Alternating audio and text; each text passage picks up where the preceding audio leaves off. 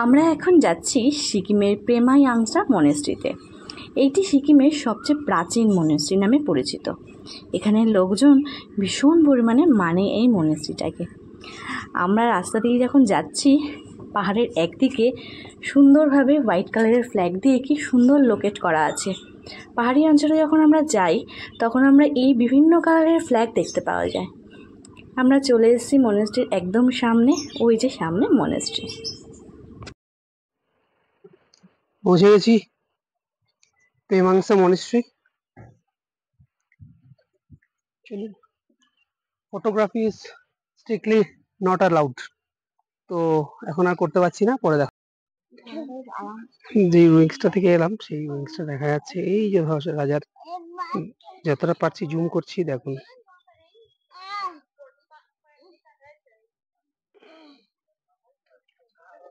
এই হচ্ছে সেই রাজপ্রাসাদ। এটা হচ্ছে মনেস্ট্রি থেকে আমরা ছবিটা দিচ্ছি। ভিউ খুব সুন্দর।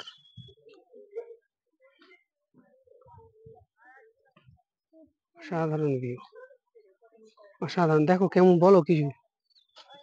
খুব সুন্দর ভিউটা, খুব সুন্দর লাগছে দেখতে। একদম শান্ত পরিবেশ, ভীষণ ভাবে রিল্যাক্সিং লাগছে। মানে অনেকটা পরিশ্রম হয়ে গেছে বা অনেকটা হাঁটাহাঁটি হয়েছে আমাদের, কিন্তু এত ঠান্ডা, এত ওয়েদারটা এত সুদিং, পুরো অ্যাটমসফিয়ারটা খুব ভালো। মনেস্ট্রি থেকে বেরিয়ে এখন আমরা এসেছি রিমলি ওয়াটারফলস দেখতে। রাস্তায় ছেলেটা ঘুমিয়ে পড়েছে, তাই রিভু ওর বাবার কোলেই থাকলো, আমি বেরোলাম ওয়াটারফলসটা দেখতে। এসে ভীষণই হতাশ হলাম, কারণ ওয়াটারফলসে একটুও জল নেই, আর একদম শুকনো খটখট করছে, সরু বিন্দু বিন্দু জল পড়ছে। যেটুকু আমি ক্যামেরায় দেখাতে পাচ্ছি ঠিক ততটুকুই জল পড়ছে। আর নিচে কিছুটা কাজ হচ্ছে বলে নিচেও ভীষণ পরিমাণে লোকজন, কাজের জিনিসপত্র, পাথর ফাথর এইসবগুলো রাখা আছে বলে আমি আর নামলাম না। ভাবলাম চলো, এখানে তো নেমে ওয়াটারফলসকে এনজয় করার মতো কিছুই নেই, তাহলে আমরা যাই আমাদের নেক্সট পয়েন্ট সাইট সিনে যেটি আছে, সেটা হচ্ছে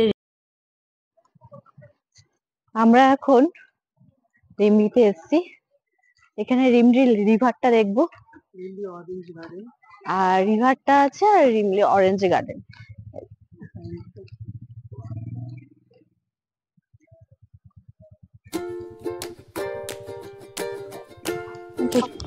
পাহাড়ের ধাপ কেটে কেটে এত সুন্দর করে রাস্তা করে দেওয়া হয়েছে যাতে আমরা অরেঞ্জ গার্ডেনে যেতে পারি।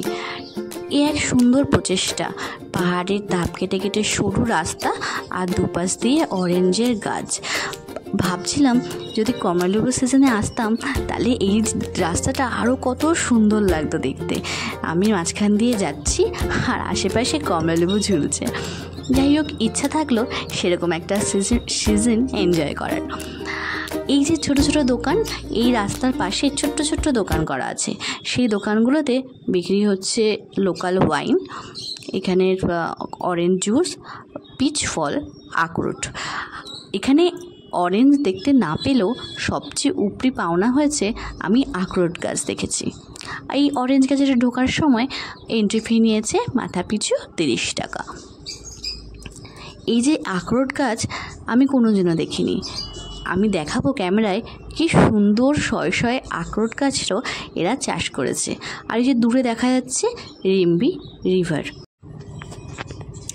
এই যে ক্যামেরায় দেখা যাচ্ছে যে এই রাস্তাটা দিয়ে আমরা নদীর দিকে নামছি, তার দুপাশে যে গাছগুলো বড় বড় পাতাওয়ালা, সেগুলোই হচ্ছে আখরোট গাছ। এই প্রথম আমি আখরোট গাছ দেখলাম, তাই খুব এক্সাইটেড হয়ে গেলাম। কি সুন্দর লাগছে দেখতে, খুব সুন্দর। এই যে এইগুলো হচ্ছে আখরোট গাছ, এই দুপাশে খুব সুন্দর সুন্দর আখরোট গাছ করেছে। আর পিচ ফল তো আপনাদের দেখালামই। চলুন এবার যাই নিচে। একদম নিচে চলে এসেছি, নদীর পাশে। নদীর জল কলকল করে বইছে, ভীষণ আওয়াজ। বলে দিয়েছে অনেক জায়গায় ইনস্ট্রাকশন আছে যে এখানে নামা যাবে না, তাও সবাই সাবধানতা অবলম্বন করে একটু জলকে টাচ করে দেখছে। আমরাই বা বাদ যাই কেন? আমিও গিয়ে একটু জলকে টাচ করে দেখলাম কতটা ঠান্ডা, একটু মুখে হাতে ঘাড়ে জল। এই পাহাড়ি অঞ্চলে ঠান্ডা জলে হাত দিতে দিতে একটা কথা খুব মনে পড়ছে। আমি যখন কলেজে পড়তাম আমার সাবজেক্ট ছিল জিওগ্রাফি। আমাদের কলেজ থেকে এক্সকারশনে নিয়ে যাওয়া হয়েছিল হিমাচল প্রদেশ। হিমাচল প্রদেশে আমি তখন প্রথম পাহাড়ি অঞ্চলের নদী দেখেছিলাম কাংড়া রিভার। কাংড়ার স্রোত অনেক বেশি, রিম্বির তুলনায় অনেকটাই বেশি, আর তার সেই জল ঠান্ডাটাও প্রচণ্ড। এই জলে হাত দিয়ে, এই রিম্বি জলে হাত দিয়ে খুব মনে পড়ছে হিমাচল প্রদেশে কাংড়ার জলের কথা। তাই ভাবলাম কথাটা আপনাদের সাথে শেয়ার করি। কিন্তু দুজন দুরকম সুন্দর। হিমাচল প্রদেশের কাংড়া সেই তার রূপে সুন্দর, আর সিকিমের রিম্বির মতো সুন্দর। আমি আর আরণ্য ইন্টারেস্টেড সহকারে একটু নদীর সামনে যাচ্ছি এবং একটু জলটাকে একটু ফিল করানোর চেষ্টা করছি ওকে, যে কতটা ঠান্ডা। এবং ওর মুখটাও একটু হালকা করে জল দিয়ে ধুয়ে দিলাম, হাতটা একটু ধুয়ে দিলাম। বেশ ভালো লাগছিল এই ঠান্ডা জলে মুখ হাত পা ধুতে, দারুণ লাগছিল। এই সময় দুপুর গড়িয়ে গেছে অনেকক্ষণ আগেই, তাই একটু একটু খাওয়ার ইচ্ছা হচ্ছিল এবং খিদেও পাচ্ছিল বেশ। তাই এই যে নদী তার পাশেই কিছু টেম্পোরারি শপ রয়েছে, যেখানে মোমো, চাউমিন, ম্যাগি এই ধরনের অনেক কিছু পাওয়া যাচ্ছে। এবং এছাড়াও এখানকার লোকাল ওয়াইনও পাওয়া যাচ্ছিল। তাই একটা মোমো আর একটা ম্যাগি আমরা অর্ডার দিলাম। ভেজ হচ্ছে ম্যাগি আর একটা চিকেন মোমো। তো দেখি, চলুন এবার এই মোমোটা খেয়ে কেমন লাগে সেটা দেখে নিই।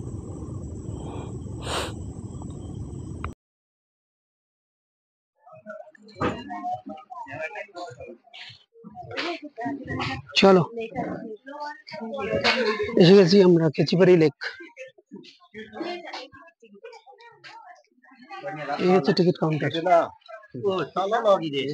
দো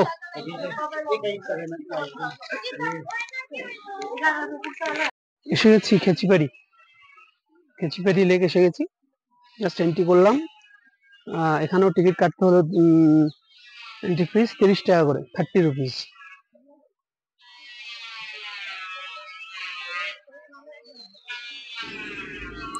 খেচিপাড়ি লেক দেখার জন্য আমরা টিকিট কেটে এন্ট্রি নিয়ে নিয়েছি। এবার যাচ্ছি জঙ্গলের মাঝখান দিয়ে এই সরু রাস্তা দিয়ে। দুর্দান্ত লাগছে, কিন্তু সুন্দর ওয়েদার। তবে এখন বিকেল 4টে বাজে, আর আমাদের ড্রাইভার বলে দিয়েছে এই পাহাড়ি অঞ্চলে অন্ধকার চুপ করে চলে আসে, তাই একটু তাড়াতাড়ি করতে। যথারীতি আমরাও সেটাই চেষ্টা করছি। দেখুন দূরে কোনো লোক নেই, খুব রেয়ার একজন দুজনকে দেখা যাচ্ছে। এই রাস্তা ধরে যাচ্ছি। এদিকে রিহু বাবার কোলে উঠে বসে আছে, সে আর হাঁটতে চাইছে না। তাই আমরা আস্তে আস্তে গল্প করতে করতে আর প্রকৃতির এই শোভা এনজয় করতে করতে যাচ্ছি খেচিপাড়ি লেকটি দেখতে। দূরে দেখা যাচ্ছে না, জঙ্গলটা প্রচুর, তবে বুঝতে পারছি ওই সাইডেই আছে লেকটি। দেখুন আমার পেছনে কেউ নেই, ফাঁকা, একদম নির্ঝুম। একদম সামনে চলে এলাম খেচিপাড়ি লেকের। এটি পেলিংয়ের একটা অন্যতম দর্শনীয় স্থান এবং এটা একটা বিশেষ সাইট সিনের মধ্যেই পড়ে। এই হচ্ছে সামনে লেকটি। খুবই সুন্দর এবং পরিষ্কার পরিচ্ছন্ন একটা লেক। শুনেছি এখানে একটা পাখিরা এখানে একটা এই লেকের মধ্যে যদি পাতাও পড়ে, সেই পাতাটিকেও উঠিয়ে নিয়ে চলে যায়। তাই এই পেলিংয়ের এই আশেপাশের যারা লোক রয়েছেন তারা এই লেকটাকে খুব পবিত্র বলে মনে করেন। এই জায়গা থেকে অনেক বেশ কিছুটা উঠলে একটা এই লেকের ভিউ পয়েন্টও পাওয়া যায় এবং এই ভিউ পয়েন্ট থেকে এই লেকের পুরো ভিউটা আসে এবং সেটাকে অনেকটা পায়ের পাতার মতো মনে হয়। এখানে কথিত আছে যে এই লেকে নাকি সেই গৌতম বুদ্ধের পা পড়াতেই এই লেকটি স্থাপন হয়েছিল, তাই এরা এটাকে এতটাই পবিত্র মনে করে। চলুন যাই ওই ভিউ পয়েন্টে উঠে দেখি। পেলিংয়ের এই ভিউ পয়েন্টের ওঠার মাঝামাঝি জায়গায় আরও একটি পেলিংয়ের দর্শনীয় স্থান হচ্ছে গুরু রিম্পোচের হিডেন কেভ। এটি একটি শ্রদ্ধার জায়গা এবং এটা একটা দর্শনীয় স্থান। অবশ্যই আপনারা যদি উঠতে পারেন অবশ্যই এই কেভটার দর্শন করুন। এই ভিউ পয়েন্ট উঠতে গিয়েই আমার এই কেভটি দর্শন করার খুবই সৌভাগ্য হলো। তাকে প্রণাম জানিয়ে আবার আমি উঠতে শুরু করলাম এই ভিউ পয়েন্টের উদ্দেশ্যে।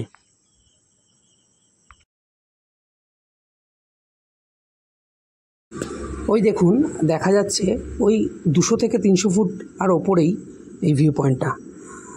একদম ওপরে উঠি, তারপরে আপনাদের সঙ্গে কথা বলছি। এসে গেছি বন্ধুরা ভিউ পয়েন্ট। এই হচ্ছে পেছনে খেচিবাড়ি লেক। অসাধারণ ভিউ। যদি আপনারা কষ্ট করে উঠতে পারেন তো অসাধারণ ভিউ আছে, চারিদিকের ভিউটা অসাধারণ। একটু ফগি ওয়েদার, তাই আমি পুরো ক্লিয়ার আসছে না ফোনে, তবে অসাধারণ। শুনেছি, কথিত আছে যে এই লেক এতই পবিত্র যে এখানে যদি একটা গাছের পাতাও এসে পড়ে তো পাখিরা এই গাছের পাতাটা মুখে করে তুলে নিয়ে চলে যায়। এবং এরা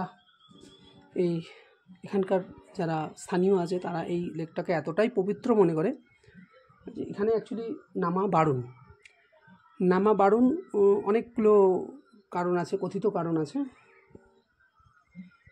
তো অ্যাকচুয়ালি পবিত্র বলেই এটাকে পরিষ্কার রাখা হয়েছে বলেই এখানে নামতে দেওয়া হয় না। অনেক রকম কথা কথিত আছে, তো সব তো আমরা জানি না, তবে এটা অনেকটাই পবিত্র, সেই জন্য এখানে নামতে দেওয়া হয় না।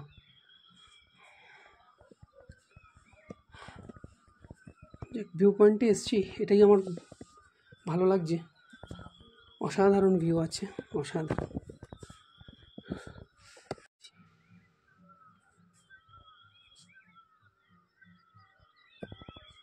এইখানে সূর্য সানসেট হচ্ছে এখান থেকে।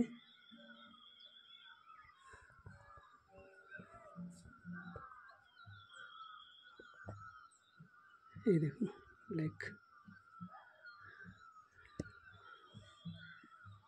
এত কষ্ট তো শুধু ভিউয়ার্সদের জন্য। চলো, অনেকটাই কষ্ট হয়েছে উঠতে, এবার নামার পালা। নেমে আমরা এবার ফিরবো হচ্ছে হোটেলের উদ্দেশ্যে, মানে পেলিংয়ের উদ্দেশ্যে। এখান থেকে প্রায়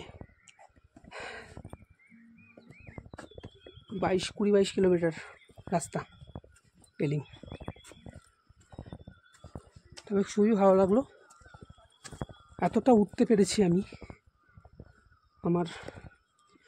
জানেন আপনারা যে ভিডিও দেখেছেন, আমার অপারেশন হয়েছে কিছুদিন আগে। তো এই অপারেশনের পরে যে আমি উঠতে পারবো এটাই আমার ভালো লাগছে। আজকের ভিডিওটা এই পর্যন্তই। চলুন আবার দেখা হবে নেক্সট ভিডিওতে। এবং পেলিংয়ের ব্লগ এখনও শেষ হয়নি, আরও আছে। দেখা হচ্ছে নেক্সট ব্লগে।